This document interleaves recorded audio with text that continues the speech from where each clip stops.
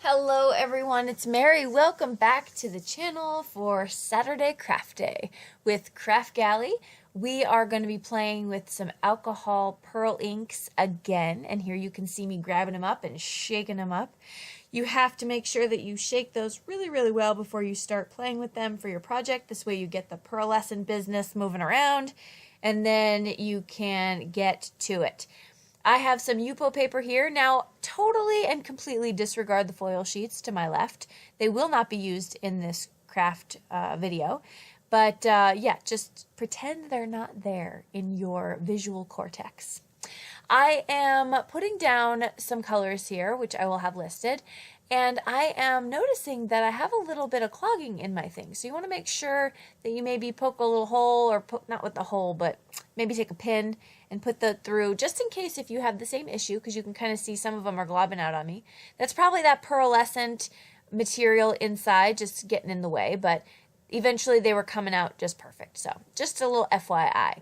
Took some alcohol blending solution and I'm going to place that around because you all know I love to do this little faux paint pour technique because I don't have the courage to do the real thing. Eventually, I'm hoping to get to it. But in the meantime, this will satisfy that urge. So I'm moving around this ink and I'm getting this beautiful mix of colors. I am going to take my water brush pen that has alcohol blending solution in it, and I'm just going to move around some of that paint so I fill in some of those holes. Once I'm done with that, I'm going to go back in and do this really fun technique where you drop it and it just kind of spreads the ink out. And I do that with a couple different colors, as well as the blending solution. So you can see me just going through, dropping it in.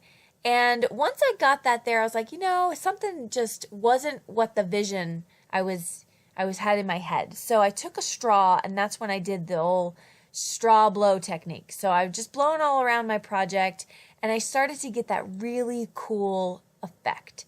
I pictured this with really bright colors becoming a galaxy scene. So I thought, wow, that would be awesome. Just, you know, you've seen some of those really amazing space pictures. This is what it reminded me of, except not in these colors necessarily. So I'm doing that all around. And when you do that, it actually helps dry your project a lot faster, just so you know. And I put that aside. If I'm going to do an alcohol inked background, I like to do it first, put it aside, and then do the rest of my project. Okay, so I'm not going to be using any stamps in today's project. This is going to be all dyes. And so I took some glitter cardstock from Lawn Fawn, the white, and this is right here, Fun Foam.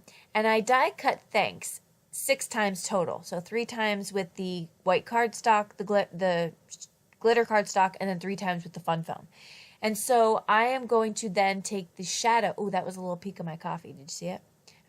Made sure I drank my coffee throughout this video. I think I was crafting at 5 o'clock in the morning at this time. Yeah.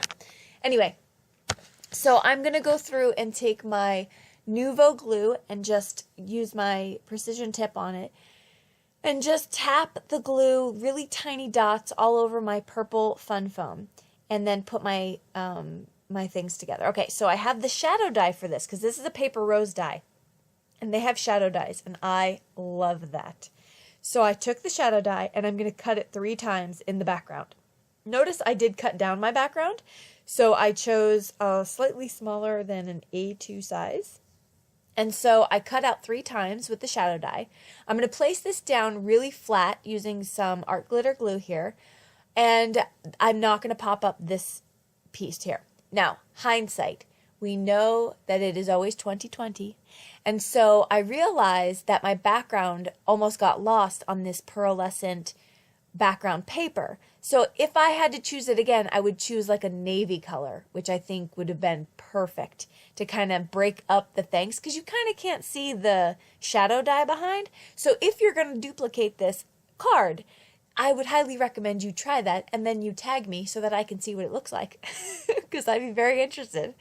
So, okay, so now I'm just going to place down all 3 of my dies. Now, I love that these are popped up off the page, and if you do look closely, you can see that it's shadow dyed out, but I just feel like it didn't get the effect that I wanted. Okay, so I'm going to take this, and I am actually going to use that background frame, but I didn't want to waste all that beautiful glitter cardstock, so I cut out the middle, Do you see my coffee again? I'm telling you, I'm sucking back the coffee on this one. But I'm going to be using just the frame. So I took some really strong score tape, put it around my panel, placed it on the glitter cardstock, and now I'm going to put it down onto my card base. This card base is actually not Nina 110, shocking although it is. I actually used some 110 pound from, I want to say, Joann's, which is not as thick as the Nina 110, but it's definitely sufficient for a card of this weight, because my front of my card panel is not heavy at all. It's really thin and light, and so it worked out perfect. I'm trying to figure out if I can save a little bit of money by purchasing maybe a slightly less expensive. Okay, Nuvo Dream Drops. They are dreamy, I have to tell you. Like McDreamy drops, here they come. They are pearlescent. If you have the Ranger Pearl ink or Pearl Drops, I don't know what they look like, but I would say they're probably the same. I don't know. I can't compare. But I can tell you that these are so pretty when they come out. So I was happy that I picked those up. And then I'm going to add those as my accents for this card. And we're going to call that a day once I decide, after I put my Nuvo drops, that I want this sentiment here. You're wonderful. And I just popped that up on some foam tape, which is fine. I didn't mind smashing down that little pearl drop. It was all good to me. Okay, so this is the second card I made. I didn't show you the process because it's pretty much easy. But the die cuts that I cut from the first one, I just used all the B-roll for my second card. And I like that one just as much, if not more. So I placed those down with glue.